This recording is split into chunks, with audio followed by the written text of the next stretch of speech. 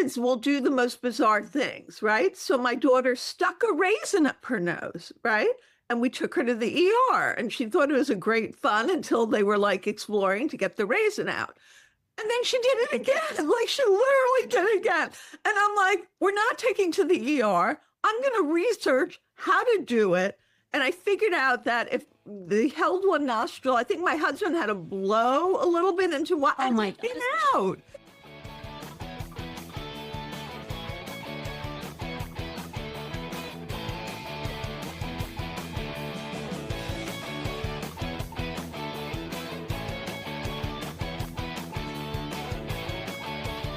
Hi, and welcome to the Mom Comes, a Standup and Stories Podcast. Whether you're experiencing maternity, matrescence, mommyhood, menopause, or even if you've become the matriarch, the Mom Comes, we've got you covered. Laugh until you cry with the Mom Comes. I'm Holly Rizzuto-Palker, the producer of the Mom Comes. I'm Italian Catholic, and I'm married to a Jewish guy, so move over, Sebastian Maniscalco, because I'm raising 3 pizza bagels of my own. Hi, I'm Stephanie Silverstein, one of the co-hosts of the podcast, The Mom Comes, Standup and Stories. I recently surprised myself by getting into stand-up comedy. Though classically trained, my biggest claim to fame was the role of Carrie Bradshaw's answering machine. So I guess stand-up wasn't too far off the mark. At home, I performed for my toughest crowd, 4 kids, my husband, and a 90-pound rescue puppy who thankfully doesn't give notes. Hi, I'm Liz Alterman. When I'm not responding to what's for dinner, I enjoy reading, baking, and failed attempts at gardening.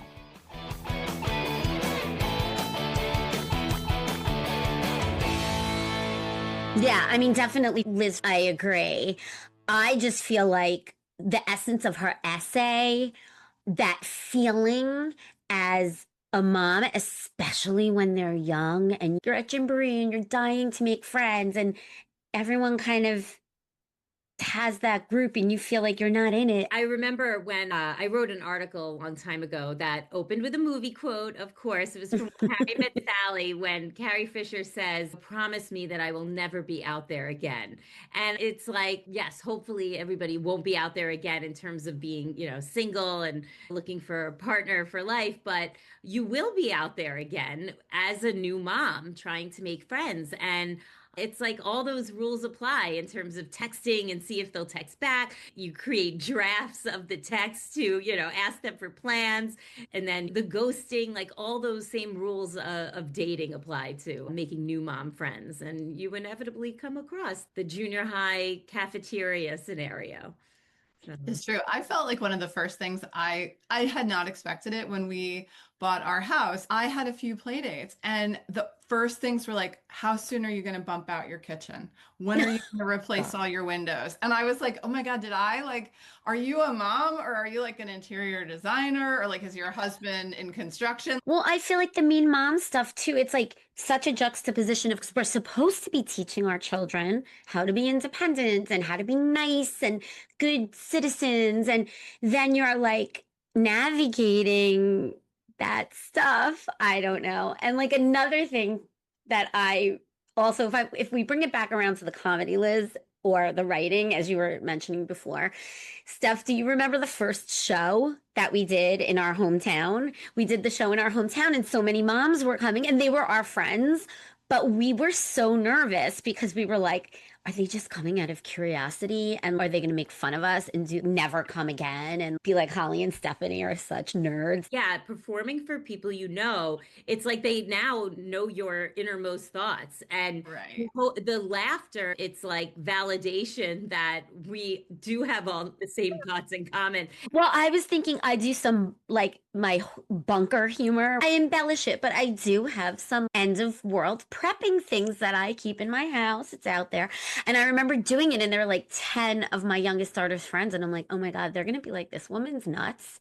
And even though it's a comedy routine, we might have to like stop letting Holly's kid like hang out with our kid. They know where they're going in an emergency. If they need a profiterole, you've got them covered. Amazing.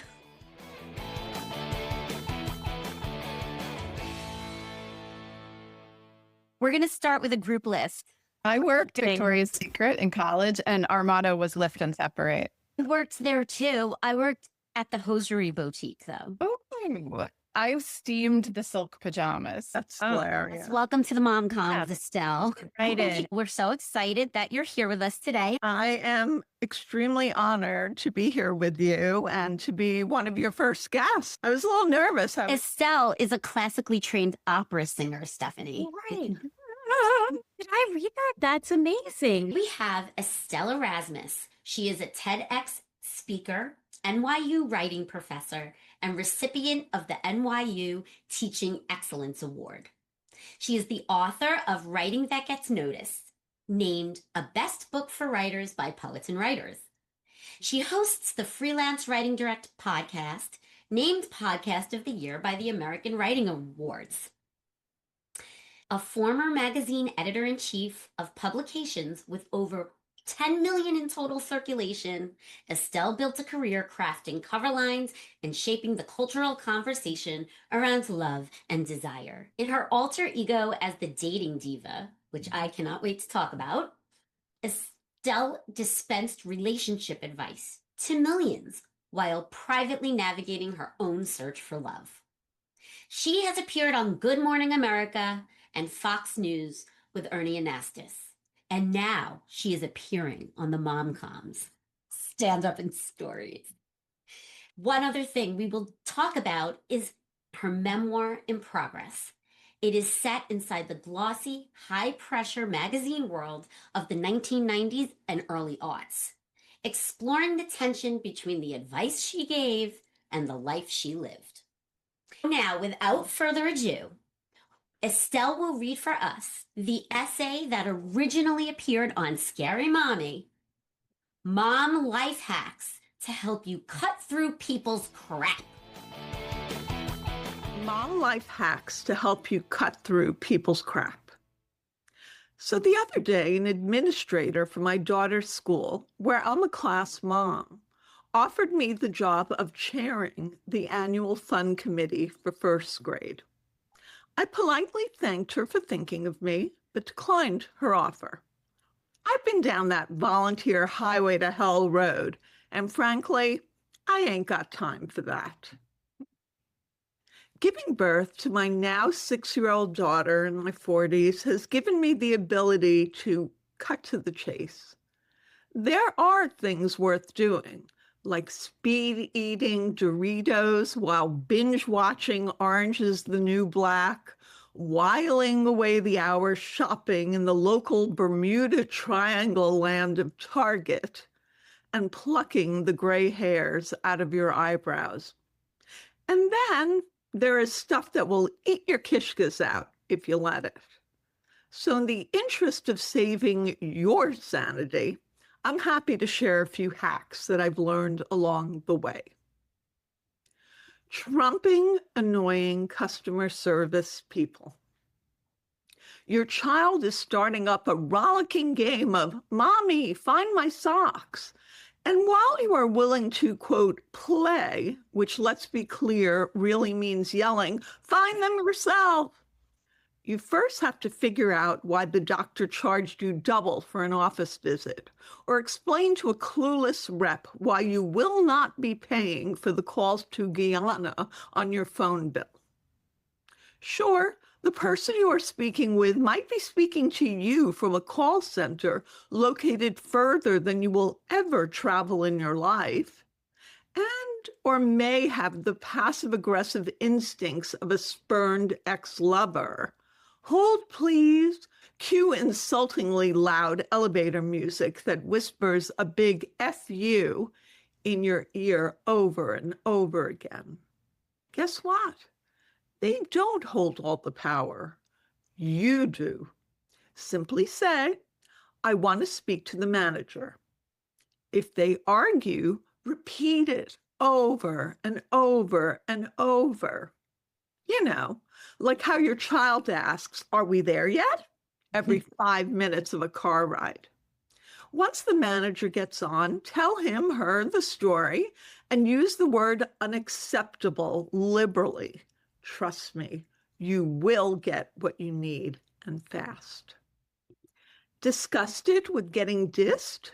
You know how it goes. During a play date, also known as moms drinking wine together while their kids run amok, one of you complains about how it's so exhausting shopping for the right tutu for her precious snowflake, and the other one makes a rude comment. So if you are the one getting dissed, before you break your wine glass off at the stem and enact a suburban mom's version of West Side Story, listen up. Here is my tactic, learned from a former boss I like to call Elizabeth, for salvaging the play date and your self-esteem without losing your shit. Mhm. Unless the mom who made the comment is the queen bee mom, ignore her. Just act like she never said anything and continue on with the conversation, focusing your attention on the other moms. Do not engage. However, if the person accosting you is the leader of the group, you must hold your ground. If you can't argue back in a way that would make Socrates proud, and really, who can? Just look at her with a sort of exhausted mien and say, whatever, in a bored tone. Repeat as necessary, then change the conversation. If she gets all up in your face, then respond with wonder, as in, I wonder why she's such a lunatic, and walk away from the situation. Later, do not rehash with your friends. Take a cue from Elsa and just let it go, let it go. You will save precious time and energy by not bothering with that nonsense. Beat gift wrapping woes.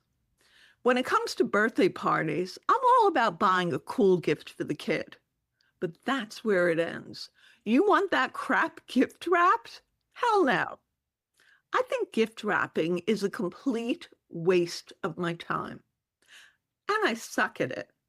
Besides, just imagine what you could do with those days, months, and years you spent applying stick-on tape to those oddly shaped gift boxes, and the ends never stay down. It's a form of mom slavery I don't buy into, and neither should you. All you need to do is find a local Barnes & Noble. If you sign up for the B&N gift card, you get free gift wrapping. Or find another store that wraps up those presents for you all fancy, especially when they do that thing with the ribbon and the scissors that if I did it would look like I took a shaver to my daughter's paper mache project. Get out of my space. Don't you hate it when someone in public broaches your personal space and the place isn't crowded? I have a little trick I do that keeps all those subway and bus space moochers out of my way, and you should try it too. When someone is standing so close to me that they can measure my bra cup size and seem about to, I make space for myself very quickly by coughing, sniffling, fake sneezing, achoo, and creating phantom phlegm. Added bonus, I get to stay where I am, and it's kept me out of uncomfortable conversations with creepy strangers. I don't have to say anything to get them to move away, which they do, often with a look of disgust on their part. It works especially well during flu season. The door grab. I get it. Your hubby or partner wants some sexy time, and scheduling that is like planning for a visit from President Obama, what with security details and traffic control, and that's just for the kids. Want to save time and get the job done and make him feel like the stud he imagines he once was? You know, before marriage, kids, and you. Wait for one of those nights he is working late. Get your kid or kids to bed. Take a shower, put on your cutest lingerie or, who am I kidding, softest t-shirt. And the minute he walks through the door, grab him and jump him for a guilt-free quickie. Don't be an idiot and let him know that you planned the seduction. He'll feel so desired that he'll think kindly of you for days, and you'll be done in time to binge watch Odd Mom Out on Bravo. Like I said, as a midlife mom, my time is valuable. And whether you are a midlife mom or not, so is yours. So follow my advice, sweet bitches, because time waits for no mom. Yay.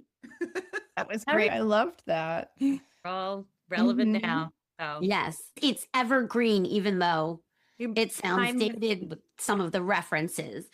But I think it's actually really good because your daughter is now the same age as Stephanie and my son, right? She's a junior in high school. Yeah. And so you can now look back in retrospect and Oh, give our audience some sage advice. What would that be? you have to protect your time. You have to protect your creativity. Well, I think you got that point of view across exquisitely. The voice is just so strong and so relatable. And I think that's where all of the humor in this piece comes from. Thank you.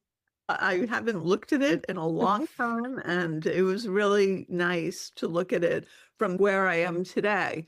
She just got her driver's license. She's looking at colleges. I mean, it's a whole different world. And I have not had to deal with mean moms in many, many years, especially when the pandemic happened. That kind of cut that out. And really, the moms are so less involved in the kids' social lives now. It's like I'm not involved at all. You know, she has her friends, and it's not like I have to make friends with the parents. The making of a mommy friend. It felt similar to dating. Like you text them and wait for their response. And do you want to go for coffee? And are you going to get a second coffee in? It was like being right back in that whole dating world, but this time with the new mommy friends that you were meeting. Now I think they have mommy dating apps. I was an early user of meetup.com. Yes, meetup. I was obsessed. Like that was my new obsession. I had to go to every mommy meetup. I had to be like the first because they would shut you out. So I actually got a new phone because of that, because my other one wasn't fast enough.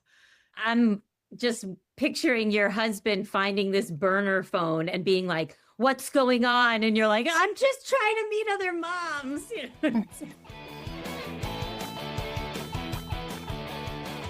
So I would love to know how humor has played a role in your mothering. You have to laugh at early motherhood. You're trying to diaper and the poo goes everywhere. You know, we all remember that, right? If you have a boy, the pee goes somewhere. And all the funny things when you're trying to get the clothing on them, and it might be itchy and you're trying to figure out how to do it. And I used to make up little skits for my daughter when I was diapering her. I would sing a song. I'd be like, and now we're lifting up your legs. Woo, woo. The legs are going high. You know, I'm putting the powder right there. Isn't that fun? Woo, woo. And she'd be like, yeah. You're better than a wiggle. You just have to lighten up, because I think there's just such a heaviness to those early days of motherhood. There's so much minutia in the physical work, the bottling, the schlepping, the stroller. You can read all the books, you can get advice, but until you're physically in it and there's this human depending on you for everything. I would learn how to use the stroller and then they'd outgrow it. And it would be like, I had one day left where I could use the skill, and it was like on to the next thing. I mean, you have to have a sense of humor, because if you don't, everything is going to be so black and white. I think I was always a black and white person. I think becoming a mother in midlife is what made me see the gray. Oh my God, that's so profound. Honestly true.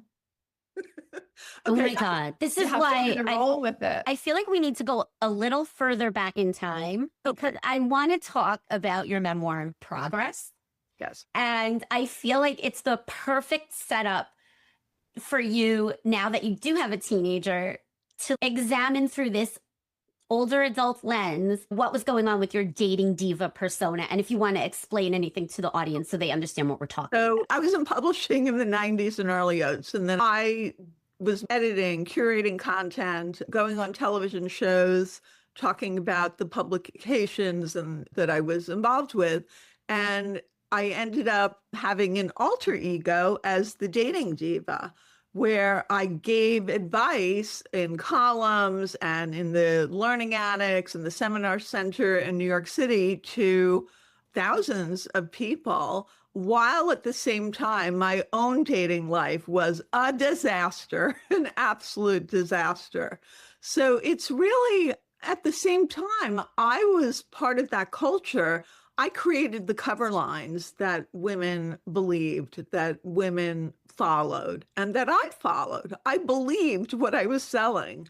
So it's the story of the media era of that time and how I was in public, whereas my private self was very different, and how that began to change and transform as the world transformed.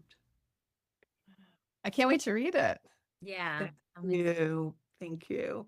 What is a mantra or something that you lived by at that time in your life that now, in hindsight, having a teenage daughter, you're like, no way, that was the wrong advice?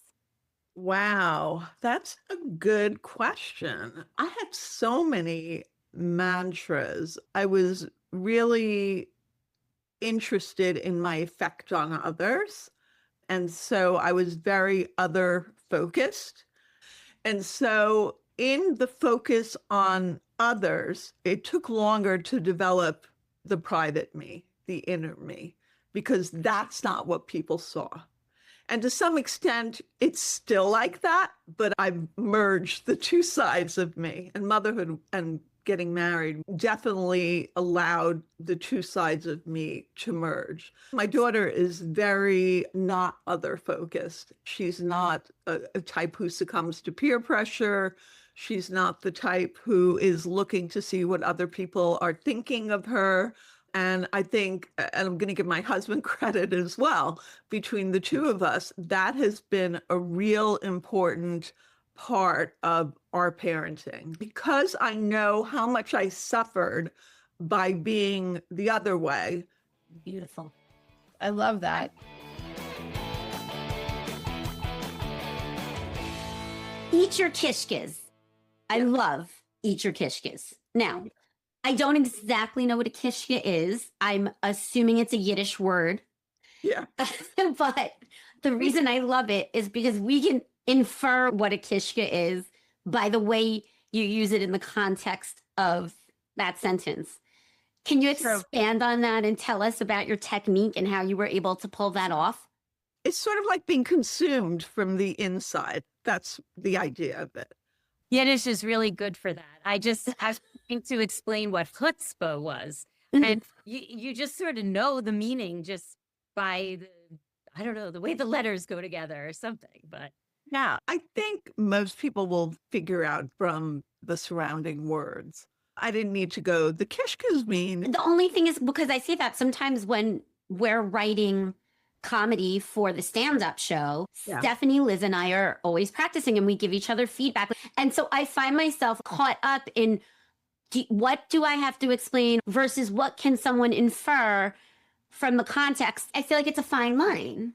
Yes, I agree. And here's a little craft thing. I think when you use words for like Yiddish words or words from another country, the emotional weight of it has to show in the paragraph so that it's not just like an aside, but it has some emotional weight to it. Okay. Well, Estelle, I was going to ask, I've worked with Amy Joyce myself, and I had what I thought was a very innocuous essay about involving my children in grocery shopping to kind of stop that old, like, what's for dinner? I don't want that. And I mean, people came for me like just, so I was going to ask, how do you handle that? One of my first online jobs, my editor said, never read the comments. Whatever you do, don't read the comments. So I was wondering how you handle that. I mean, I'm not unfamiliar with comments, but online comments are a different animal. I did read the comments, and you have to put yourself in the mindset. They don't know you. So somebody will say, like, for my child is out of control. Somebody said, that's horrible. You're such a bad role model. Child Protective Services should come and take your kid away. It's like, that's your opinion.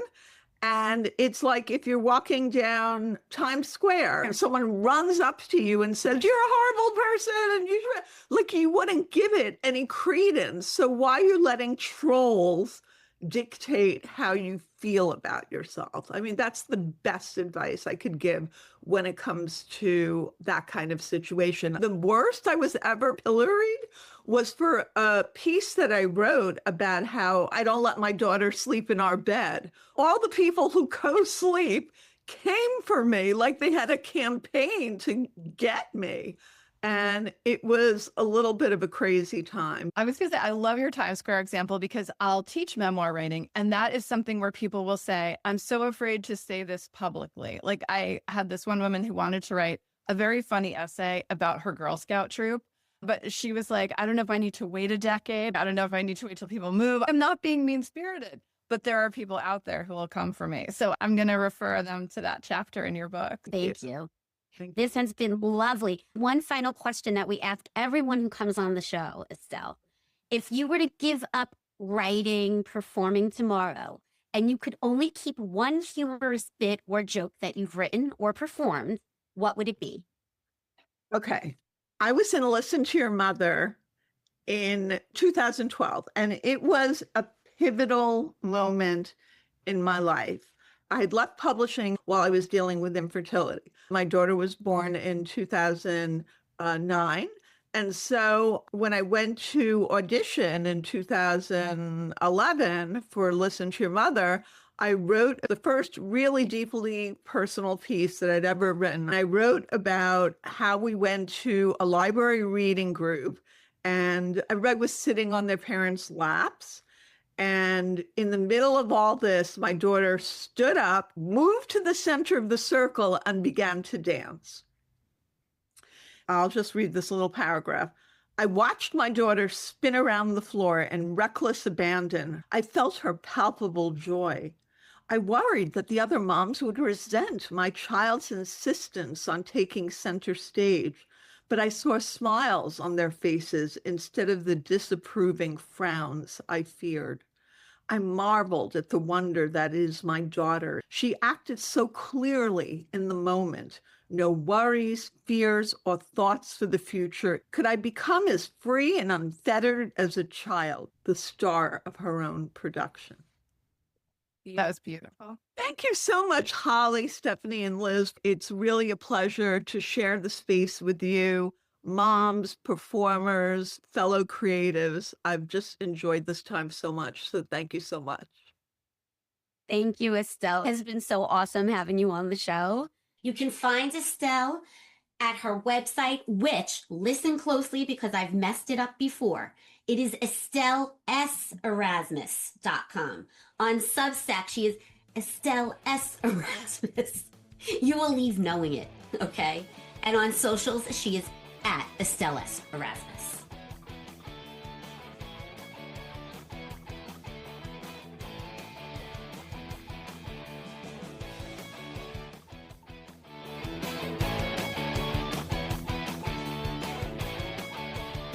Thank you for listening to the Mom Comes Stand-Up and Stories. We hope that you laughed free of interruptions from your kids. This episode has been edited by the amazing Brianna Avenia Tapper. Don't forget to subscribe to our newsletter on Substack for more information about the Mom Comes. The link is listed in the show notes. Oh, and check out our website, themomcomes.com, where we list information about our shows. See if we're performing in your area. Don't forget to subscribe to the Mom Comes Stand Up and Stories wherever it is that you get your podcasts. Bye.